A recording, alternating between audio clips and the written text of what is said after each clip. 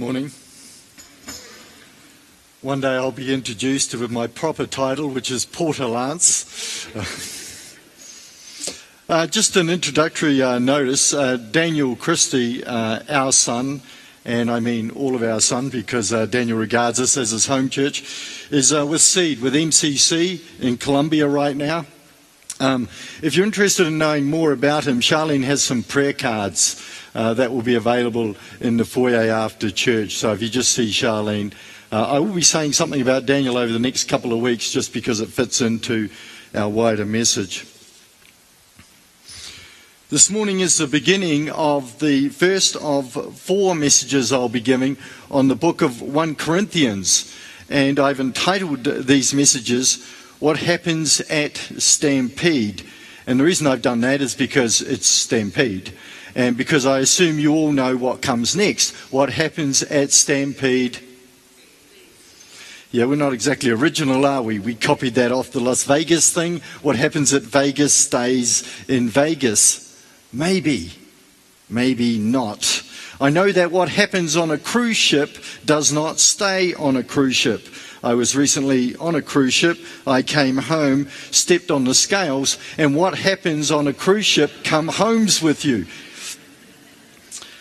The point of the what happens saying is that our indiscretions remain a secret. However, that notion is somewhat outdated in this day and age, and now can probably be replaced by a saying that says, what happens at Stampede stays on YouTube. For some reason, we're now proud of our sin and our indiscretions, and we want everyone to see them and to like them. Las Vegas is not the original Sin City, nor is the contemporary fixation with public debauchery new as well, especially as it relates to what we refer to as the unholy trinity of food, drink, and sex. Which brings me to the topic of my next 4 weeks, the city of Corinth. Let me make something very clear, however, before I launch into this. Food, drink, and sex are all gifts of God, as is pleasure. Okay, let's make that clear. It's the abuse of such things where our problems start. But food, drink, and sex, do not be mistaken, were invented by God for us. Ray God. In the past, back when Corinth was a Greek city-state, so now we're talking 4th, 5th century BC, a Corinthian girl referred to a prostitute. And it was said that to act like a Corinthian meant to be sexually immoral. And even though that Greek city was literally trashed by the Romans and left barren for 100 years, when it was rebuilt by Julius Caesar in 44 BC rather, they still had that same sense of pride associated with excess found in food, drink, and sex. They were on display not just in the wider society, but as we read in 1 Corinthians, they were on display in the church that Paul had founded. And the letter that we call 1 Corinthians is at least Paul's second letter to the church at Corinth. We know from chapter 5, verse 9, he refers to an earlier letter that he had written. And I'm going to ask the question right now, what sort of approach should we have to this letter? How should we seek to understand it? Firstly, realize it is a personal letter from the founder of a church to the church. In the last time that I stood up here and I preached the gospel according to Monet, I spoke about how I wanted to show a projection of a photograph of a painting, but I couldn't because the point that I was trying to make was one of perspective. And if you stand in front of a Monet, it depends the distance that you're standing as to how you see one of his 250 paintings of water lilies. I was recently in the British Museum and sought out Monet once again, and it's the same principle. So it is true whether you're looking in Boston or in London, Monets, the way you see them depends on how far you are. However, I am going to put up a projection of a photograph of a painting, because this time I'm not concerned about perspective as much as I am about content. And I took the photo crooked so that you'll see I took it off a wall. I was in the Tom Baker Clinic at the Foothills Hospital waiting for a patient, and I briefly glanced at this painting, and because I had a lot of time, I started to look at it more intently. Now, initially, it just looks like, I'm going to lose this with my glasses, but initially it just looks like a nice rural scene. However, when you look at it a bit closer, there are problems. You have 5 furrows here. Here you have 3. Somewhere in the middle, these 5 run into these 3. See this one? Turns into 3. Who does that? I mean, who plows a field like that? But it's even worse. These 2 go off the edge into the ditch. Is that why the farmer's talking to the children to explain that their father's in hospital because he doesn't know how to plow a field? The more I looked at this painting, the more it disturbed me. It begs all sorts of questions. Does the painter not know anything about rural scenery, or are there secrets that I just don't know about because of my ignorance? And to understand this painting, I need to do some background work. It is true not just of paintings, it is equally true of humour. And for those of you who are fans of the great one-liners, puns, you know exactly what I'm talking about. I think that the legendary one-liner is Stephen Wright, and for your punishment I shall read some of his work. I bought some powdered water the other day, but I don't know what to add. I bought some batteries, but they weren't included, so I had to buy them again. Why is the alphabet in the order it is? Is it because of that song? I was driving to church and the prescription on my eyeglasses ran out. What's another word for thesaurus? I went to a restaurant that served breakfast any time, so I had French toast during the Renaissance. My son put his finger in an electric socket. I told him he was grounded. I spilled spot remover on my dog. Now he's gone. I saw a man with a wooden leg and a real foot. If your parents, this is the one I love, if your parents never had any children, chances are you won't either. I planted some bird seed and a bird came up. Now I don't know what to feed it.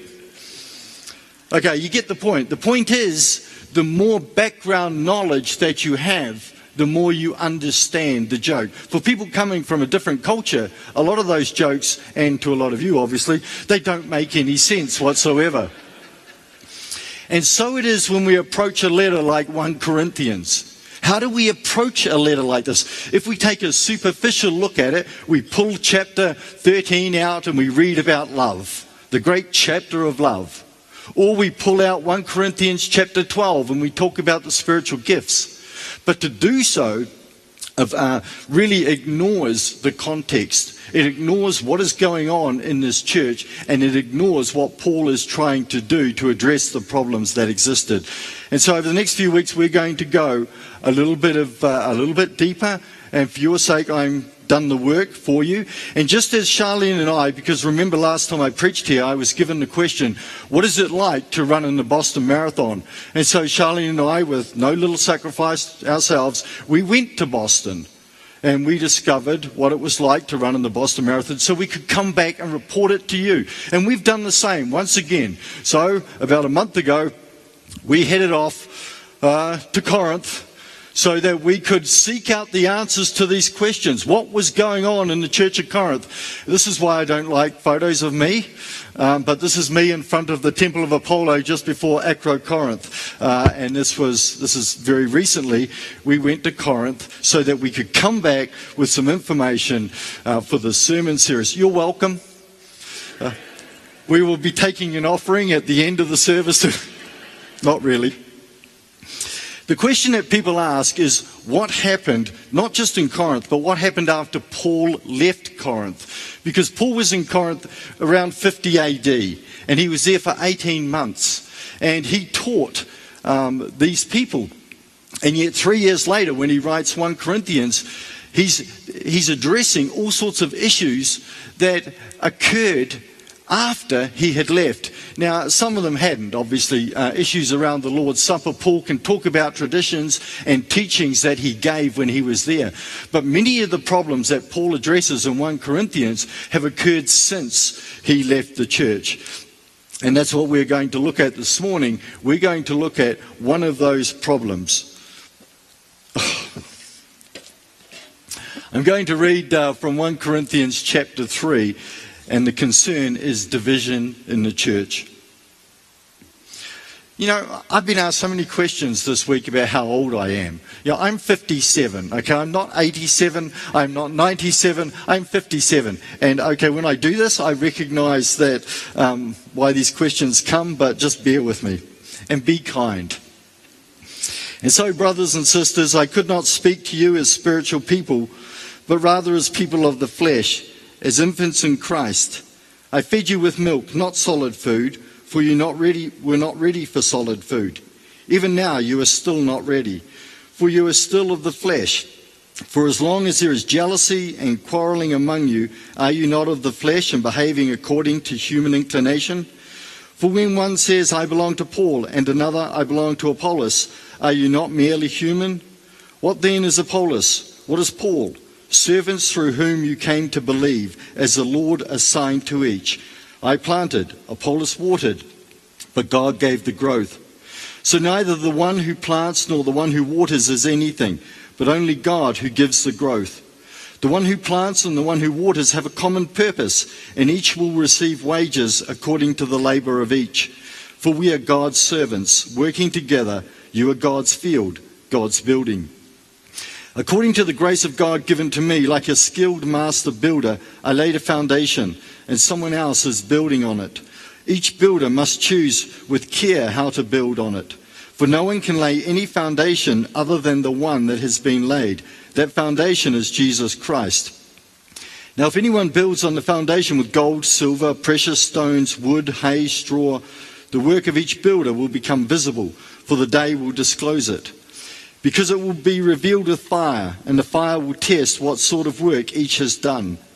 If what has been built on the foundation survives, the builder will receive a reward.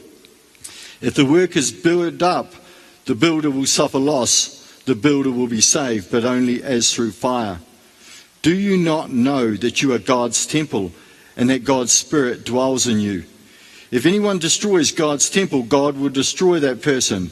For God's temple is holy, and you are that temple. Do not deceive yourselves. If you think that you are wise in this age, you should become fools, so that you may become wise. In chapter 1, verse 2, Paul writes to the church that is in Corinth. And so before I address the passage that I've just read out, I just want to make some, in some ways unrelated, but preliminary statements about the church in general. The church in the New Testament can refer to the local church. It can also be used to refer to the wider church. Paul himself in his letters talks about the church singularly, this church, and churches in the plural. Initially, the word ecclesia simply meant a gathered people. An assembly, if you like, is probably the best literal translation. It was an assembly. Later on, Christians got hold of it, and it became this assembly of the people of God. The gathered people of God became the church. And then later on, it referred to the church building, and the building became the church. And all of these uses are legitimate. We have to realize that language changes. And when we talk about the church, there are many ways that we can interpret that word. And so we simply have to clarify what we mean in the particular context that we're speaking when we use that word. It's interesting because the history of the word church parallels very much the word synagogue. Because the synagogue in a Jewish context used to just mean an assembly of people. And then it became, this Jewish assembly of people. Then it referred to the building, the synagogue, that they used to assemble in. That's the first thing. The second thing I would like to say is that some people, because the early church met in houses, they idolized house groups. The church should meet not in church buildings, but in houses. But the point then is missed that the reason they met in houses was for practical reasons. Initially, Christianity was protected as a sect under Judaism, and it was given special rights. But gradually those privileges were withdrawn, and Christianity was regarded as an illegal religion. And as such, it was not allowed to meet in a public building. It was not allowed to assemble. The reason people met in home churches is because they were doing so incognito, secretly. Okay? After Constantine, when the empire became Christian, then they started meeting in buildings. That was the only reason. It was a practical reason. In fact, it was very impractical to meet in houses because it limited how many people could actually come to a church meeting. Charlene and I also, for your sake, went to the catacombs in Rome. And you go 3 stories down in graveyards where all around you are graves of Christians. And when you're in the catacomb, it's very interesting to note that the Christians, when persecuted, went down there for churches. I've never heard anybody suggest that we should dig, 30 meters under a graveyard and have a church service, because that's what the early church did. So we need to loosen up about the whole church building thing, I suspect. And also that notion of imitating the early church. We need to be very specific when we say we need to get back and be like the early church. Because the early church was a total mess.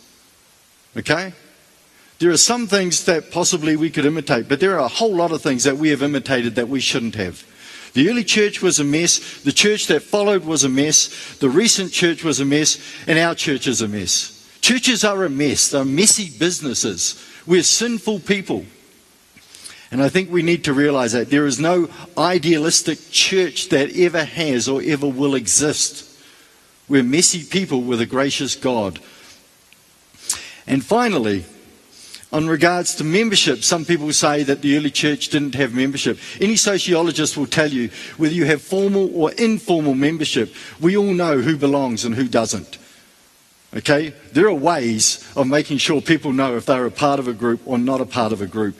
And as we'll see in 1 Corinthians, clearly the local church was able to expel people from the assembly. If you can expel someone, it implies that they were a part of it. And if they're a part of it, then they must somehow join that group.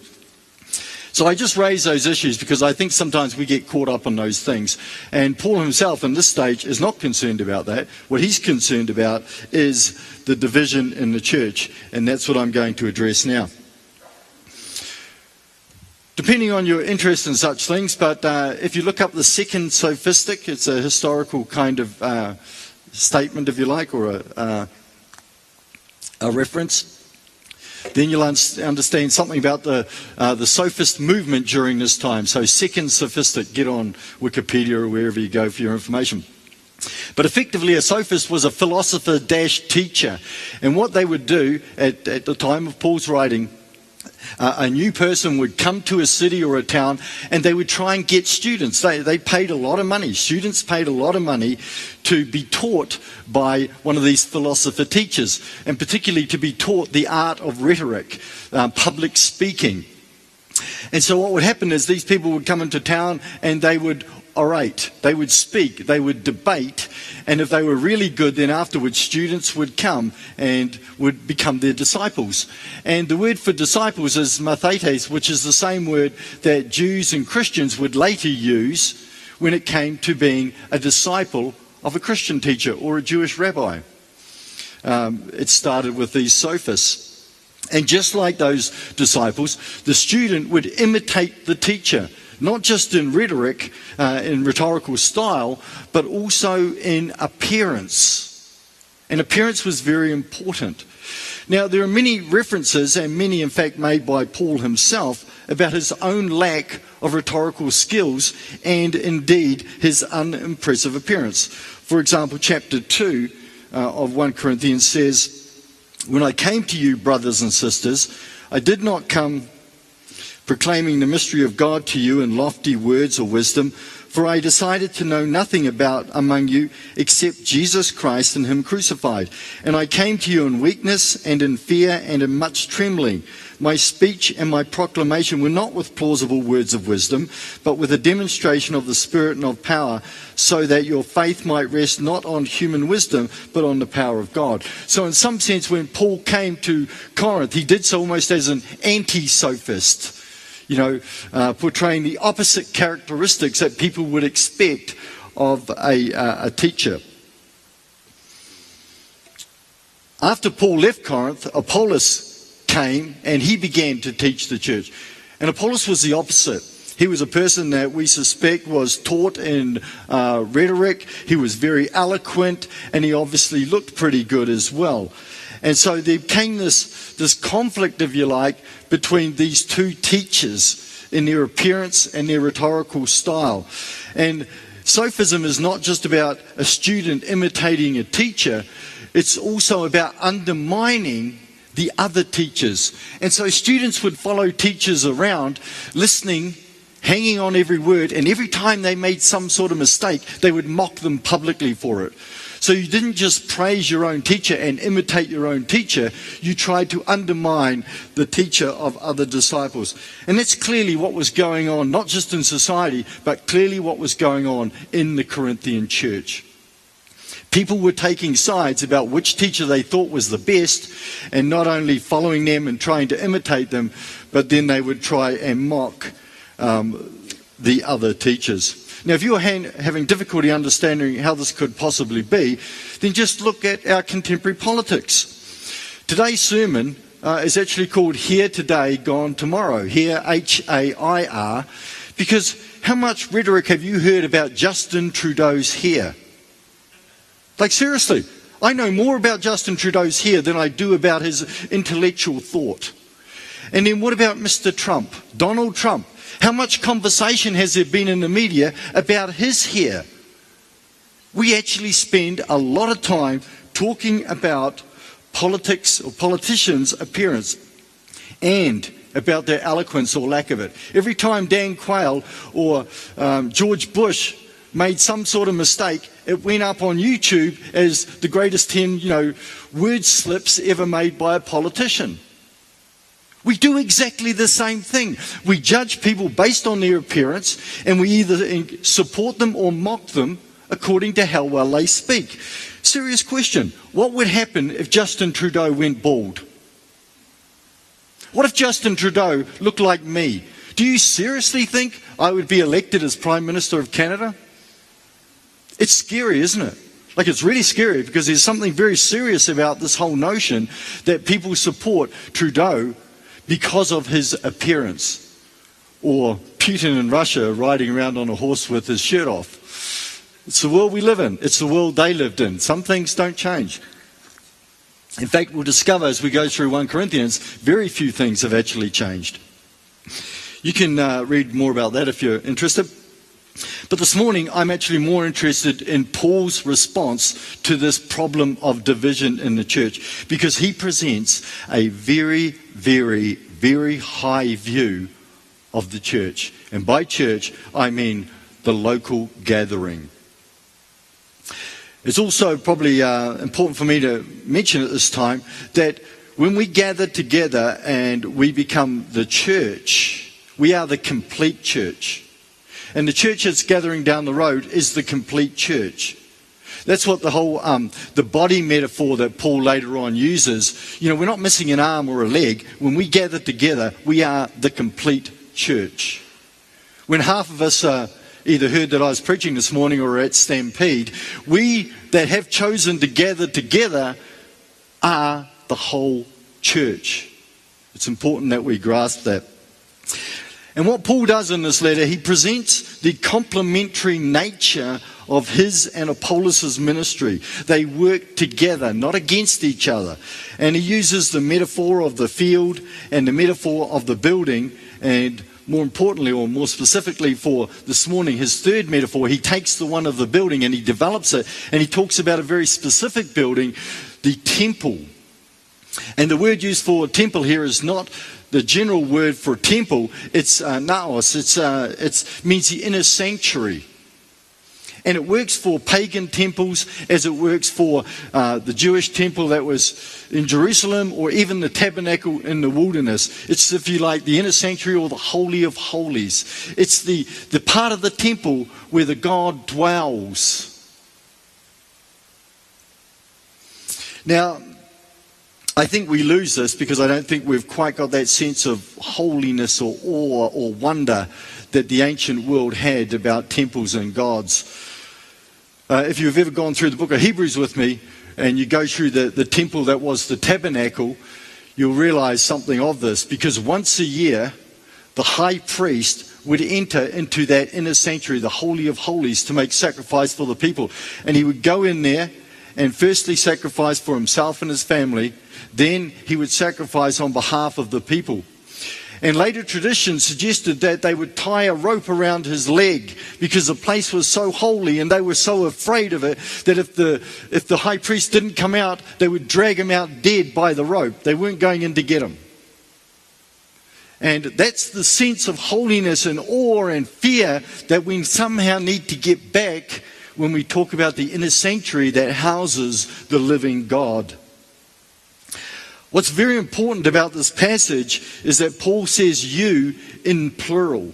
We don't see it in English, but in Greek he's talking about plural, you. You are the temple that God dwells in. In chapter 6, he also talks about the Holy Spirit dwelling in us as a temple, but in that case it's singular. And he's talking about us as individuals. House, if you like, the Holy Spirit.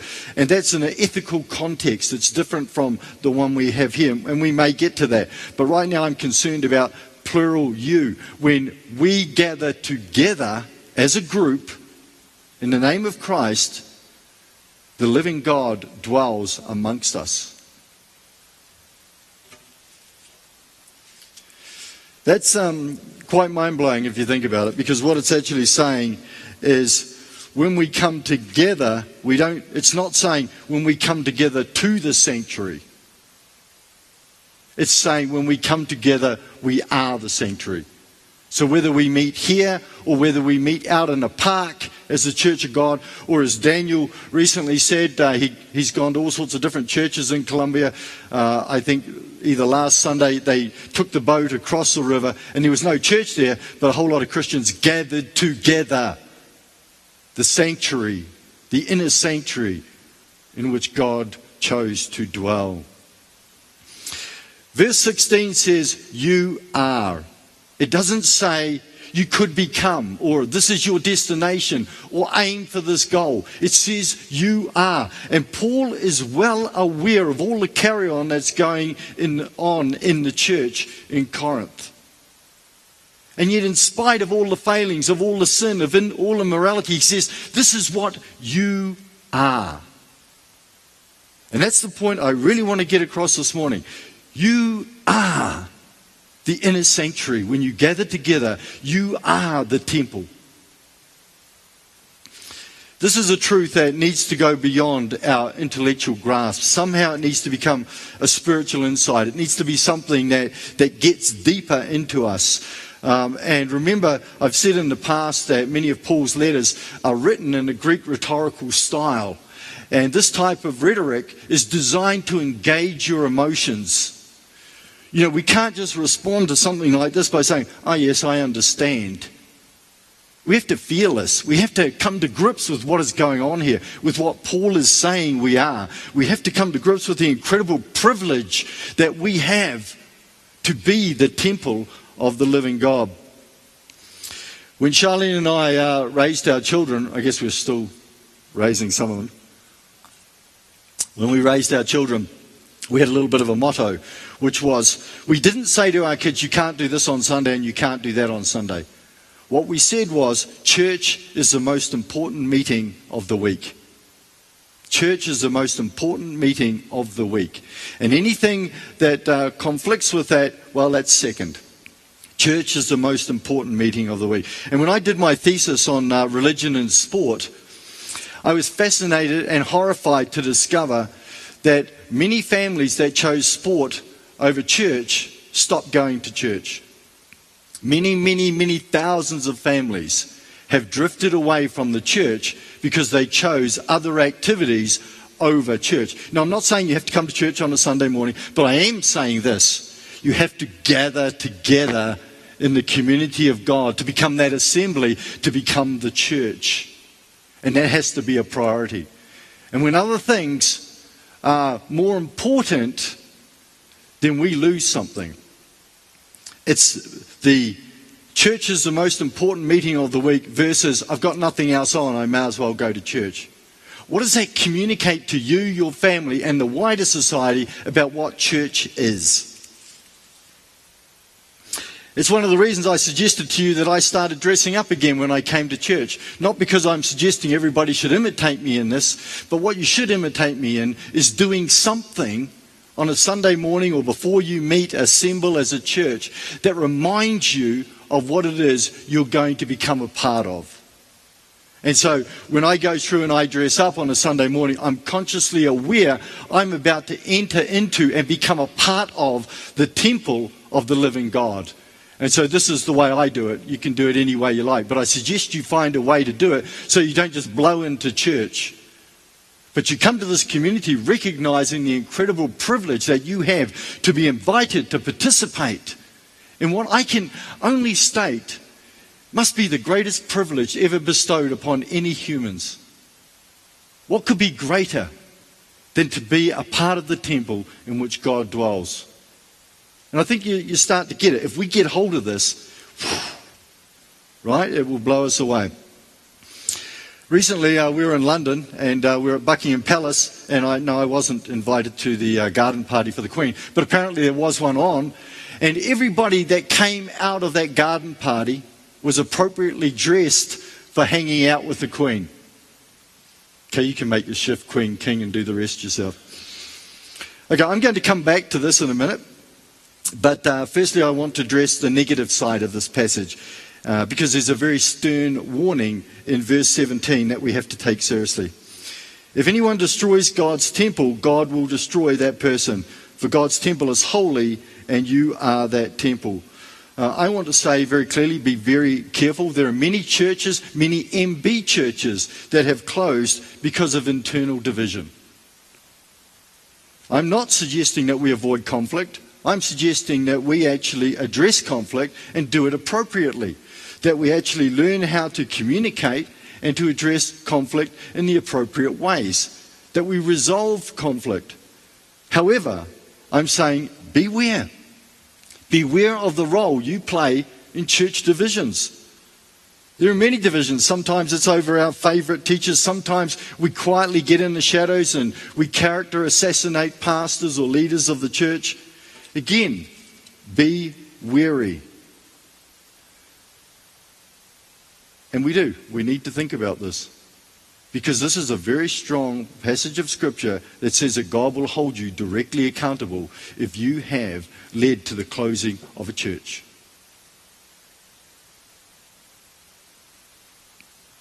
It's not about unity for its own sake. That's not the point. It really is about us becoming who we are. We are this temple. We are the home for God. Let's be that. I'm going to give just a brief eulogy here. We've had a couple of people that have died recently that have been incredibly influential in our lives and in our families. One was Elma Sinclair, and Elma and her husband Alan, who predeceased her, were elders of one of the first churches that Charlene and I ever started, and they were family. Didn't see this coming, but that shows how impactful they were in our lives. And another couple, Yvonne and Norman, and Yvonne is very sick, and last week her husband Norman passed away, and they were leaders in another church that we started, and equally influential on our family, and our children regard them very much like grandparents.